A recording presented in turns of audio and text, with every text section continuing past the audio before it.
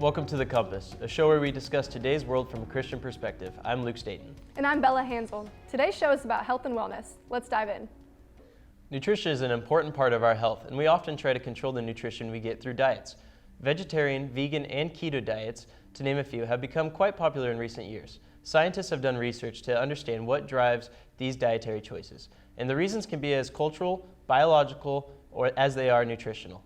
Matthew Ruby and his colleagues found that the reasoning behind dietary choices varies from culture to culture, with Indian cultures more focused on environmental effects, while Euro-American cultures are more compassion-driven. Scientists have also postulated that gender might play a role in how people choose their diets. Although it is often cited that men are more likely to reject vegetarianism than women, this statistic can change when people do not conform to the traditional societal stereotypes of their gender.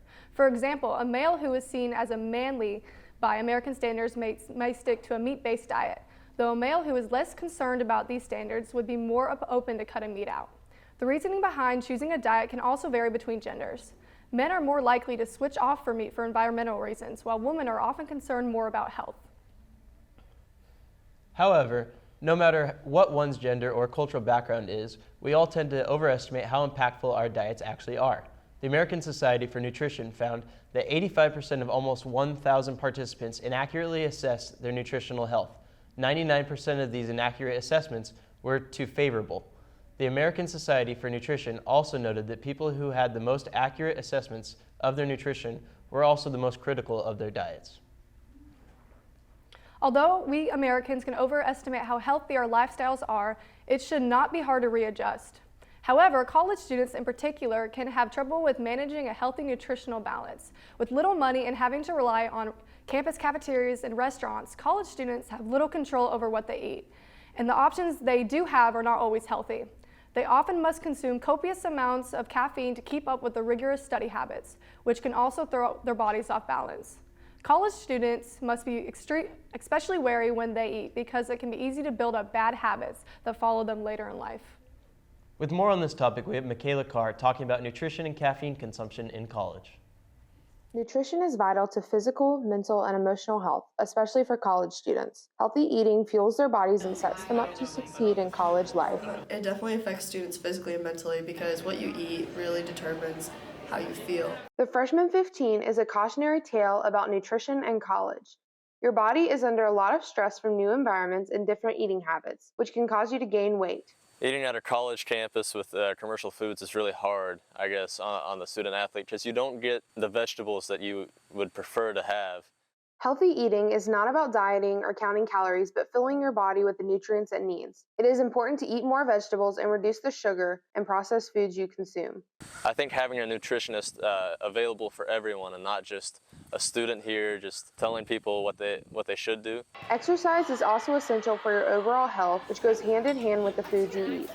A study done by Clinical Nutrition showed caffeine was consumed by 92% of students. Among these students, caffeine addiction abounds. Students are almost always exhausted and believe that drinking more caffeine is the way to fix that. It's not that consuming caffeine is necessarily bad, it's when you consume it in excess. Nutritional knowledge is also an issue among many college students. Knowledge is power. It is hard to eat well when you are not aware of what you're putting in your body and how it affects you. Taking care of your body can make or break your experience in college. Make sure you're checking out every option that your school has to offer to fuel your body well. This is Michaela Carr reporting for MCSWU. Thank you, Michaela. After the break, we have a Student Athletic Advisory Committee representative, Sam Limehouse, to talk about nutrition. Later, we will go to the street to see how college students manage their mental health.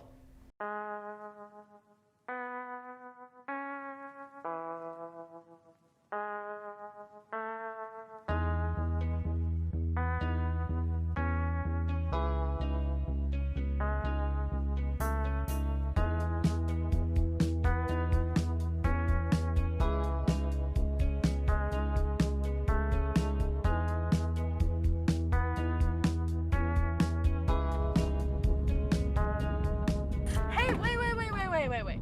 Did you see the red light? What red light? Do you think you may need to pull over? We are a mile away from my apartment. Let's just get back and it'll all be okay.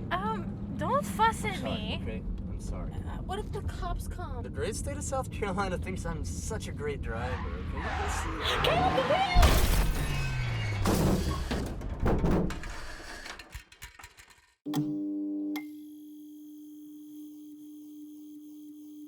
Welcome back from the break. I'm here with Sam Limehouse, the SAC representative for Southern Wesleyan.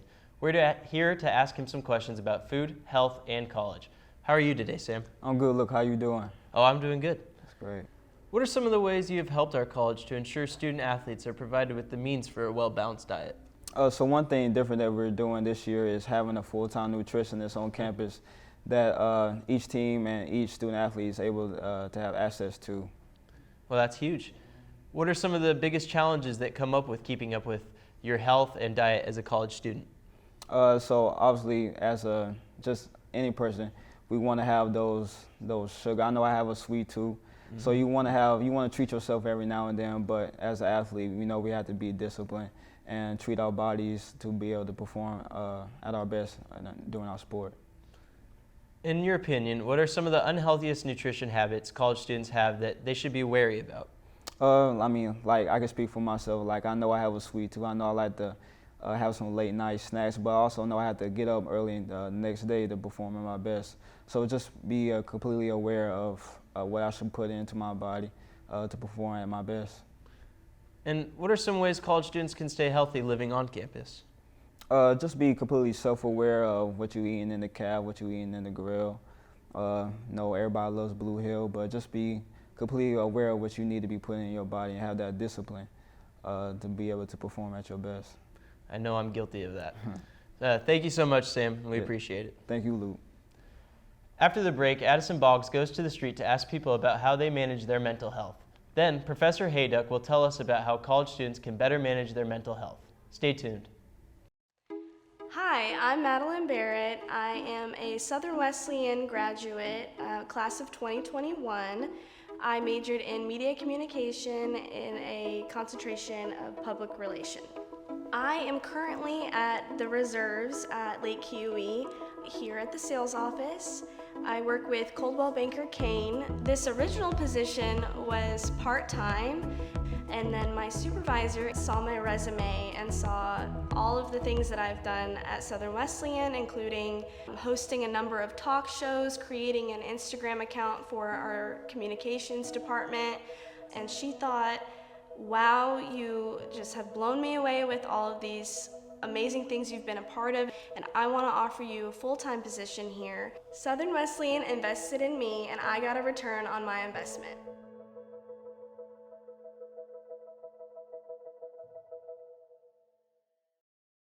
We're back with more from the Compass. With all this talk about nutrition and health, it has me wondering, Bella, what kind of things do you do to stay healthy? Well, personally, I do eat meat, and I play soccer here at SWU, which helps with my cardiovascular health, and I try to go to the gym every day. Awesome. How about you? I try to go to the gym a lot. I play baseball, but I actually really enjoy running. That's what I tend to do on my free time every weekend or whenever I get a chance if I'm not too tired. But I do like an occasional Ben & Jerry's ice cream. Yeah, I don't blame you at all. Now we go to Addison Boggs on the street as she asks our student body about how they can manage their mental health.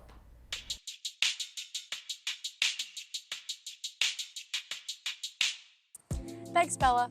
So many students struggle with their own health and wellness. So today, we're going around campus here to see how our students maintain their health and wellness. Let's go. What is your favorite way to manage stress? My favorite way to manage stress is pray and like run my sport, do track. Go for a walk, listen to music, talk to people, socialize. Typically, I like to lay in the grass, just kind of, my friends call it grounding, just like connecting back to the ground and just like kind of let it all go back in. Going to sleep. I like to go and take naps at Potter's Place. Go out for a run. Just to read my Bible and spend time with friends. How many hours of sleep a night would you say produces a good amount of rest? I think I've been told 8. For me personally, I would say a good 10. 8 would be fantastic. I would say at least 8 hours of sleep. 6 to 8 hours. 10. I think it depends on the person. I know for me, I can feel rested after maybe 5 hours, but someone might need like a total of 8 hours. Some people can just take a 20-minute power nap and they're ready to go. Do you drink caffeine, and if so, how much? This is a bad question. I drink a lot of caffeine. I think I've gone above the legal limit before. No, I don't drink caffeine. I drink a lot of caffeine. Like probably like 9 cups of coffee a day. 2 bottles of Coke every day. No coffee? No coffee at all. I do drink caffeine, but I would say only about maybe twice a week. I would say like 3 times or 2 times a week. Lastly, what does mental health mean to you? Mental health means just taking care of everything, like all your essentials, you know. Just be considerate of others. Mental health is something that we have to take care of just as much as like physical health. To some people it's important, but to me I just want to be considerate. Mental health is doing what you need to do to, you know, keep it together. Whether that's like taking a nap or dropping a class. I think it's really important for people who might be feeling a certain way to go get counseling. I think everyone should get some sort of counseling. Thank you for joining us on this week's edition of Students Say. Back to you in the studio. Thank you, Addison. We would love to hear about your favorite ways to manage stress on our Instagram and Facebook accounts. When we return from the break, we will hear from Professor Hayduck on mental health and psychology as a whole. And later, we will cover how phone usage can affect one's mental health. Wake up and focus. Because this is not a drill. This is not about cliches, shallow taglines, or some inspirational quote for you to tweet, snap, pin, or post. No, this is where snooze buttons are frozen. Alarm clocks are broken, where feet hit the floor because dreams are now woken. This is it. Awaken your dreams. Awaken your soul. Awaken your purpose. This is Southern Wesleyan University. This is what winners are made of. This is what leaders are made of. This is what scholars are made of. This is what believers are made of. This is what warriors are made of. Welcome back to The Compass. I am here with the psychology professor, Dr. Hayduck, to get to know more about mental health in college. How are you today, Dr. Hayduck? Doing pretty well, thank you. Awesome, I'm glad to hear it. What is your experience with psychology and more specifically mental health as a whole? I am a professionally trained psychologist, although my field is more in the research side of things. So I do research in the area of mental health, training in mental health, but I don't provide a lot of direct services myself.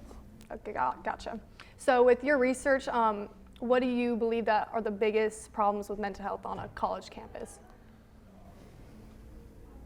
I'd categorize it in 4 areas. Number 1 is stress, and anybody who's been on a college campus knows about stress. And that often leads to mental health issues, specifically in the area of anxiety, depression, and suicidal thinking. How about screen time? How do you think that has an impact on someone's mental health? Screen time can be a useful technological tool if you're in the right virtual community. So if you're in a community that's supportive, then the screen time can be helpful. But you'll recognize that there's a lot of virtual communities where it's not necessarily that supportive, or people are trying to portray themselves in a particular way in their best image, or engage in some negative comments and those types of things. So in those situations, more screen time produces more stress, more anxiety, more depression, etc. Yeah, nowadays it's all digital, like all of our Canvas notifications and everything, like we have to be on our screens. What changes can college students make to improve their daily lives and improve their mental health from your perspective? Well, you mentioned or suggested one thing right there, and that is probably to get off our devices, avoid technology and reconnect with nature, those types of things. Connecting with people, not virtually or digitally, but connecting with them in person is another important factor. And the third is, I would say, engage in self-care. Take care of yourself. Eat properly, sleep properly, which is not always that good for college students. Physical exercise, those combinations of things, avoiding technology, reconnecting with nature, connecting with people, self-care, all those help to combat stress and to combat anxiety, depression. Awesome. Thank you so much for speaking with us, Dr. Hayduck. We really appreciate it. Very welcome. After the break, we will get a more in-depth perspective on how phone usage can affect one's health.